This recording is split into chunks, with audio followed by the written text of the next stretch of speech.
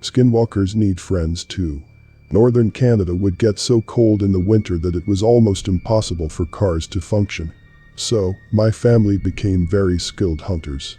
We would have a hearty meal of deer or rabbit every night, and we learned to grow vegetables indoors for a little bit of freshness in our Viking-like diet. I was around 15 when I first started to hunt alone, and I was 18 when this happened. It was early in the morning and I was tracking rabbits. I had found a nice spot near a rabbit den and bundled up, gun raised, ready to shoot. Something felt off though. It took a minute before I realized the forest was dead quiet. No chickadees, no coyotes howling, no wind. Nothing. It was as if all the creatures in the wild disappeared. As weird as it was, I paid no mind to it and chalked it up to being too cold for animals to be out and about, though that didn't explain the lack of wind and no leaves rustling. I lay in the snow for another 16 minutes before giving up and deciding to set off a different location. Just as I slung my gun over my shoulder, I glanced to the side and froze. A large black dog stood around 10 feet away from me. The dog had on a collar, so I assumed it was tamed. But the nearest house was an hour away, and it made no sense that a dog would be out here. "Are you lost, boy?" I asked casually, not at the time taking into account how wrong it was for a dog to be all the way out here. "Is your owner here?" The dog just stared. Its eyes were milky, and I felt as if they were boring into my skull. I approached the dog and held my hand out for it to sniff it. The dog didn't move, it didn't flinch, and its tail didn't wag. I drew my hand back and rummaged through my coat pocket. I pulled out a piece of deer jerky my father had steamed during the week. I snapped it in half and offered the piece to the dog. It took the piece in its teeth before swallowing it whole. I laughed nervously as the dog licked its chaps. "Hungry, huh? What are you doing out here?" I knelt down and stroked the dog's head. Its coat was freezing, like the dog had frostbite or fell in a river, but somehow wasn't wet. Its milky white eyes stared into me still. At the time I assumed it was cataracts. The bark came from the left of me, and both me and the dog turned to look. An entire pack of dogs stood in the clearing, all with milky white eyes and black fur. Chills ran down my spine, but still, being a stupid teenager, I just thought it was just a trait of that breed. The dog looked back at me and licked my hand with a tongue that felt like ice before running over to the group. I watched as the pack moved on. The largest dog's eyes lingered on me, before following the others. I watched as they ran off out of the clearing. It was like a reset mode as soon as they left because the forest came back to life. I could hear chickadees, the rustle of wind through leaves and the scattering of nearby rabbits and shrews. I shot 3 rabbits and headed home, still curious about the dogs. A week later I asked why Dad about it, but he said that the neighbor's dog, Sombra, had been missing for months, and everyone else either didn't have a dog that matched my description, or just didn't have a dog in general. I thought that was very unnerving and didn't hunt for a while after that. The next time I saw the dog it was early spring. I didn't have school to attend until the fall, so I just helped out at home, and read and raised chickens. One Monday, both my parents were in Calgary visiting friends, and my brother was sick downstairs watching Game of Thrones, so I was pretty much alone. I sat in the library, reading and sipping some sweet Earl Grey tea. The rain was in a full-out downpour, so the chores I could carry out were mainly indoors and quick to complete. Scratching came at the door, causing the hair on my neck to stand up. We didn't own any animals that could scratch. Scared and curious, I grabbed a knife from the kitchen and opened the door. The black dog stood there, its familiar milky eyes staring into my soul. I jumped in surprise at first, but quickly smiled at the thought that the dog came all the way from the woods to my house. "Hey bud," I said, bending down and petting its frosty skin. "How did you find me?" "It was the lavender, wasn't it?" I joked, referring to the essential oil I always had on my hunting gloves and wrists.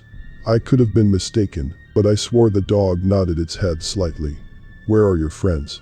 I asked. "My brother loves dogs. We could all play a game of ultimate frisbee." The dog blinked up at me in an almost amused manner. It nudged my arm with its cold nose. "Do you want jerky, bud?" I asked. The dog blinked. "All right then. Wait here." I walked to the pantry and grabbed a bag of jerky before returning to the dog. I once again snapped a piece of jerky in half and gave the half to the dog. It swallowed it whole like it did the first time and just sort of wandered back into the tree line. I laughed to myself and the rest of the day went by normally. I awoke that night with fear in my chest. It felt as if I was being watched. Slowly, I sat up and peeked through the curtains. My breath hitched. A woman stared back at me. She stood in the tree line completely naked. She looked Native American, but with milky white skin that almost glowed in the moonlight. Her black hair was in 2 long braids. I felt my world crash around me as I stared into her big, white milky eyes. Just like the dog's, I realized. The woman caught my gaze through the window and smiled. It sent chills into my heart. She walked to the window, almost as if approaching an old friend, and tapped onto the glass. I don't know why I did, but I opened the window out of pure curiosity. Are you okay, lady?" I asked, trying not to sound fearful. She just nodded and said something in a language that I couldn't pin down. I caught nighttime and forest, so it may have been Cree, but it sounded so ancient. "Do you want me to call the police?" She cocked her head to the side. I take it she couldn't understand the question. She took me by surprise when she took hold of my wrist and put a feather into my hand. Her hands were so cold that I shivered. Then she just turned and ran back into the woods. I awoke the next morning convinced that it was a dream, but I turned to find the feather on my dresser. I haven't seen the dog for a year now, and I have no idea why the woman came to my window. I still have the feather and I still wear lavender oil. I don't know why the woman and the dog had the same eyes, but after doing some research, I learned about skinwalkers and I feel that that is what I encountered. But they weren't malevolent in any way, and I never felt threatened, only a bit uneasy and cold. And I don't know if this is related in any way, but I often find little presents on my windowsill like rabbit skin, and my parents are curious why dead owls keep appearing on the porch.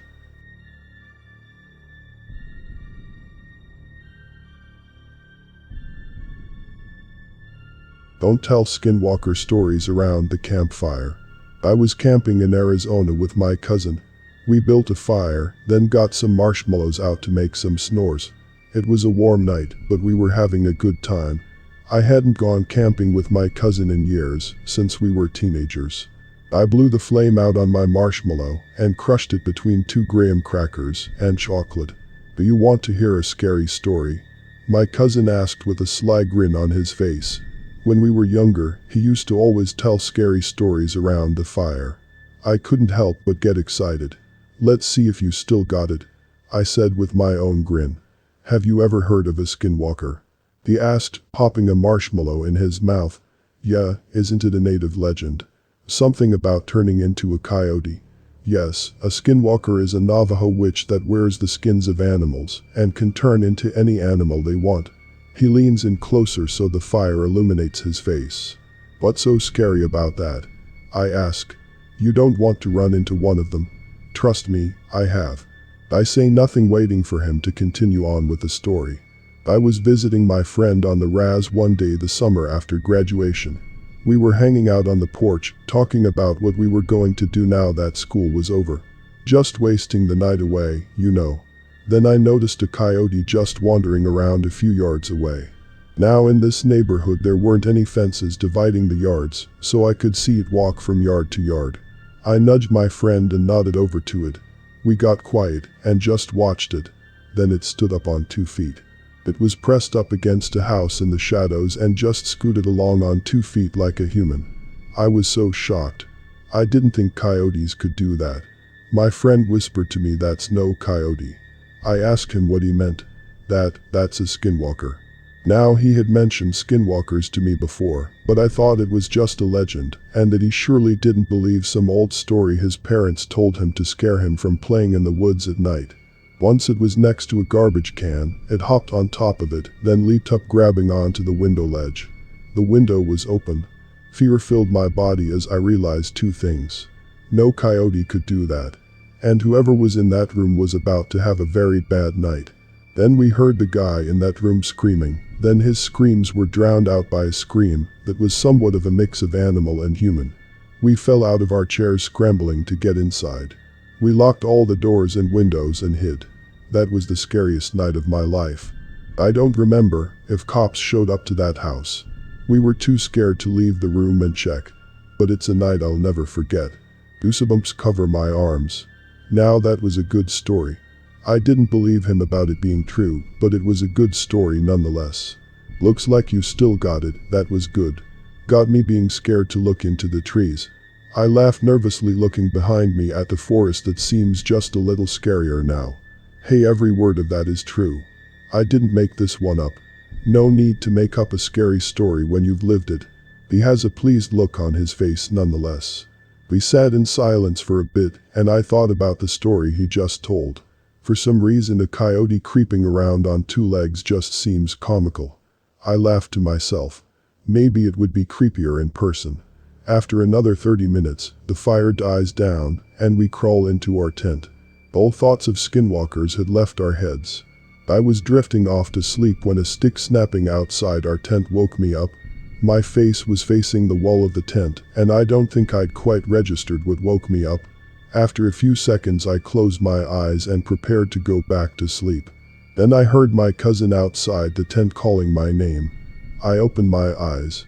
I assumed my cousin had stepped outside for some reason, but I didn't know what he would need me for out there. I didn't quite want to leave my sleeping bag, so I was just going to pretend like I didn't hear him. I closed my eyes again. Then I heard him call me again. Annoyed, I sat up to leave the tent.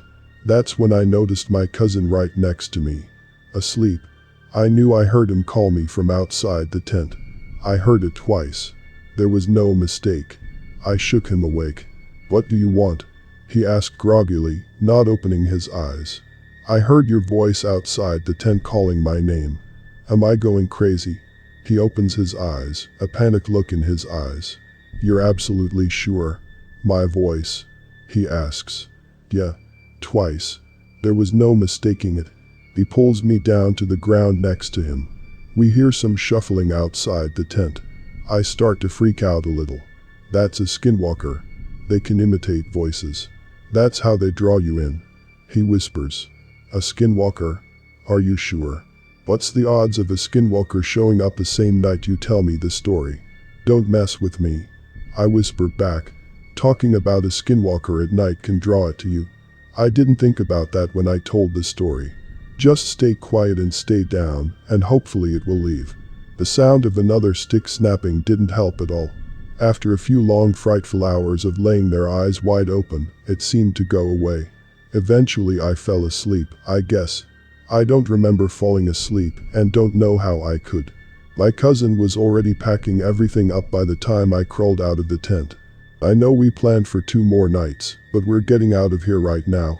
"Yeah, I'm with you on that," I spoke. Now I can't say for sure it was a skinwalker that night, but I can say I definitely heard my cousin calling my name from outside the tent when he was sleeping right next to me. And that was by far the creepiest thing to ever happen to me. So, take my advice and save the Skinwalker stories for when you're safe in the comforts of home, and not for the campfire.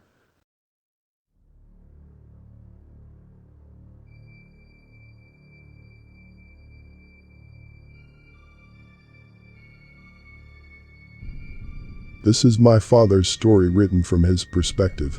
It follows an experience he had with a skinwalker on the Navajo reservation. When I was about 11 or 12, we lived in a small house made of mud and stone.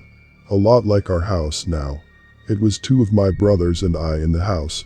Everyone else had gone to the Jammah's feast and left us to tend the sheep. We were getting ready for bed when we heard the dogs going crazy outside. Thinking it was nothing more than coyotes howling in the distance, we told them to be quiet. We began to drift off into sleep, and the dogs would not shut up. Somehow, I was able to go to sleep for a few hours. Then I woke up very late in the night. It was very quiet and still in the house, save for my brother's snoring and breathing. I realized I needed to use the outhouse, and woke up my brother to take me there. He teased me about being scared, which I certainly was. We went out with our flashlight to the outhouse. The dogs began with their crazed barking out in the sagebrush, going from one place to the next. My brother went first, and I waited outside for him. While waiting, I tried to follow the dogs with my flashlight. Suddenly there was a very loud whine from one of the dogs. Then everything went quiet again. It was really too quiet for that time of year. Not even the sheep were making noise. Suddenly I heard a few of the dogs going completely mad by the truck. When I looked over, there was this man.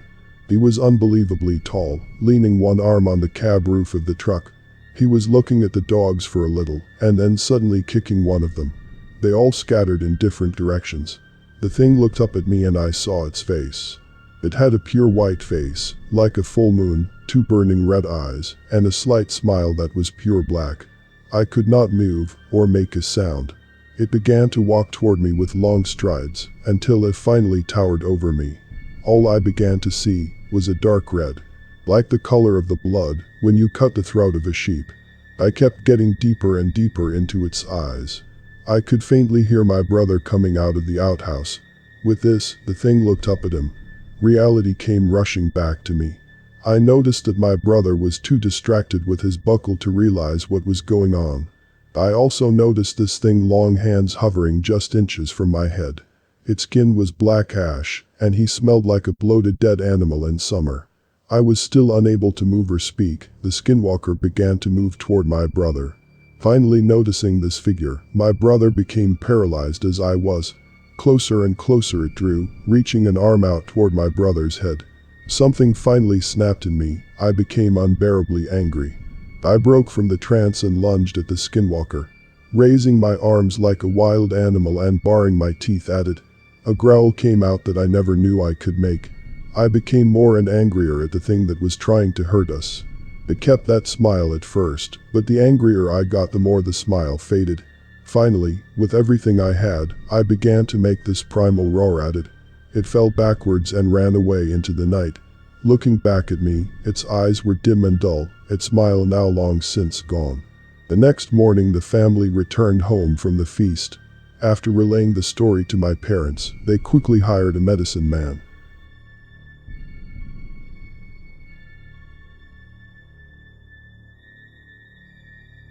I think my dog is a skinwalker. I've been seeing a lot of Skinwalker stories on this app lately. That goes along with videos on my TikTok. I did not really understand what a skinwalker was even until I looked it up. When I did, I got chills down my back. That topic will always be the one thing that creeps me out the most till this day. And what is the worst part is I think I'm living with one right now. For the people that don't know what a skinwalker is, here is the definition. In Navajo culture, a skinwalker is a type of harmful witch who has the ability to turn into, possess, or disguise themselves as an animal. The term is never used for healers. Now these does see like something from an urban legend or a creepypasta, and it is so likely that it is, but I believe it's real from the evidence that I'm about to tell you in a sec. Now if you look up skinwalker, it's going to show you a creature with a moose-looking head and a human body. Now that is just the creepypasta version that does not creep me out. What does creep me out is like the dogs, deers and animals that are skinwalkers. I hope you can find some pics of those because they are scary as fuck. Now to the point. I got my German Shepherd, Mina, a while back.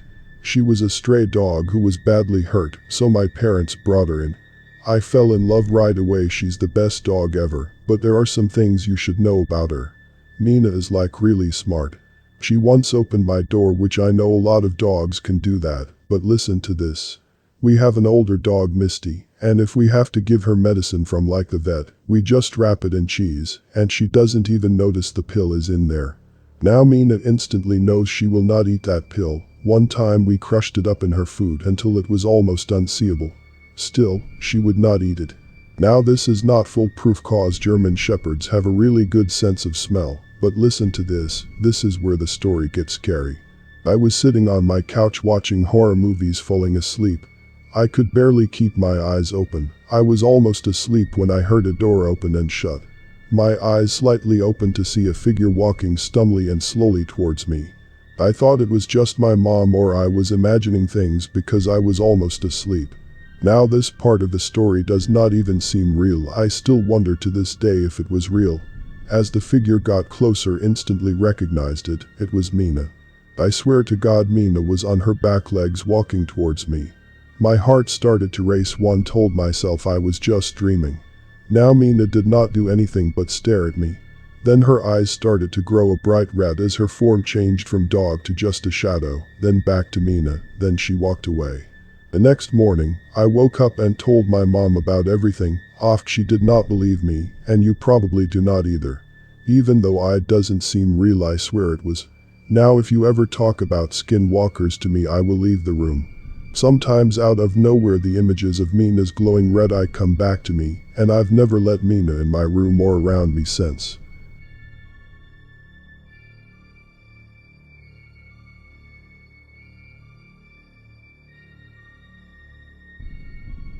Skinwalker Stories from the Past. This is a story my family told me when I was growing up. We live in a rural community on the Navajo reservation. My aunt and her two brothers were home alone, while my grandparents had left for the evening to attend a chapter house meeting. They were in the house, and like many people from the reservation, they didn't have electricity. It had been dark outside for about an hour, and my aunt and my uncles were getting ready for bed. Outside they heard noises, as if someone moving things around outside. My oldest uncle went to look out the front window and saw a figure out by the truck. This was immensely out of the ordinary because the closest neighbor was miles away. Whatever it was opened the truck door and began to dig through the personal items that my family had left in the vehicle.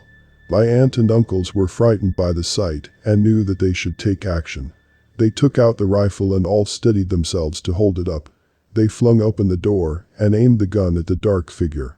The figure turned and started to walk towards them, totally unfazed by the weapon.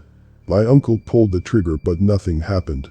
The figure drew closer, and my aunt began to smell something like a rotting corpse. It was so strong it made her gag. My uncle continued to pull the trigger with no luck, and the figure came closer and closer. Off the distance, headlights were coming up the road. My grandparents were returning. The figure looked toward the lights and started to move away, and tucked itself behind a tree near the house. My oldest uncle ran toward the truck with the gun. My grandfather got out of the car, and my uncle pointed to the tree. The thing was poking out its head to observe what they were doing. My grandfather ran into the house and over to the stove, and grabbed a handful of ashes and rubbed over the gun, and placed an ash-covered bullet into the chamber. He walked out onto the porch and fired toward the tree. Whatever that thing was, didn't expect the gun to go off. The gunshot echoed, and the dark figure began running. My grandma chased my aunt inside, and my uncles and my grandfather went after it. There weren't many roads or paths, so as my grandfather and uncles chased after the figure, the truck was bouncing, and the headlights were not fixed on one particular spot. My uncle swears that, whenever the headlights would hit the figure, he saw a woman. Not only that, whoever it was running on all fours like a bear. My grandfather eventually stopped the truck, and as they neared the ditch, that drops about 20 feet, he got out and began to yell in Navajo. My uncle says that he was yelling about a local woman. He yelled that he wasn't scared and that he knew it was her, and to leave his family alone. A few days passed and there was news that the woman that my grandfather was yelling about had passed. I've always been told that if you know who the skinwalker is, say their name and it will kill them.